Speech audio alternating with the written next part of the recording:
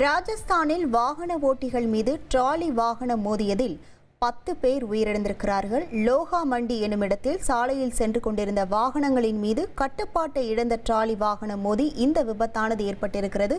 முழு விவரங்களோடு இணைகிறார் நமது செய்தியாளர் ரமேஷ்குமார். வணக்கம் ரமேஷ்குமார். ஏற்கனவே 10 பேர் இந்த சம்பவத்தில் உயிரிழந்திருக்கிறார்கள். மேலும் யாருக்கெல்லாம் காயங்கள் ஏற்பட்டிருக்கின்றன? முழு விவரங்கள். ராஜஸ்தான் மாநிலம் ஜெய்ப்பூரில் இருக்கக்கூடிய லோகா மண்டி என்னும் இடத்தில் சாலையில் அதிவேகமாக வந்து கொண்டிருந்த டிராலி வாகனம் முன்னால் சென்று கொண்டிருந்த பல வாகனங்களின் மீது மோதி விபத்தை ஏற்படுத்தியது. சுமார் 17 வாகனங்களின் மீது இந்த டிராலி வாகனம் மோதியதாக கூறப்படுகிறது.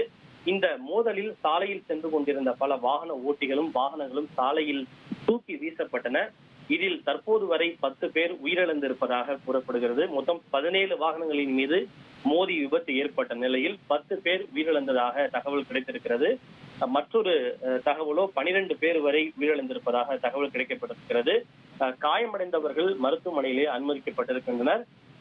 தீவிர படுகாயமடைந்த 3 பேர் SMS மருத்துவமனையில் அனுமதிக்கப்பட்டுள்ள நிலையில் அவர்களின் நிலைமை கவலைக்கிடமாக இருப்பதாக தெரிவிக்கப்பட்டுள்ளது.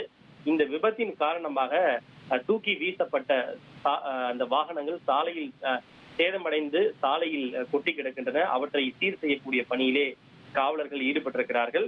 மேலும் இதனால் அந்த பகுதியில் போக்குவரத்து பாதிக்கப்பட்டுள்ள நிலையில் அவற்றை சீர் செய்யக்கூடிய பணியிலும் போக்குவரத்து காவலர்கள் ஈடுபட்டிருக்கிறார்கள். நேற்று இரவுதான் ஒரு லாரி ஒன்று மற்றொரு வேன் மீது மோதி சுமார் 15 பேர் வரை ராஜஸ்தான் மாநிலத்தில் உயிரிழந்தனர்.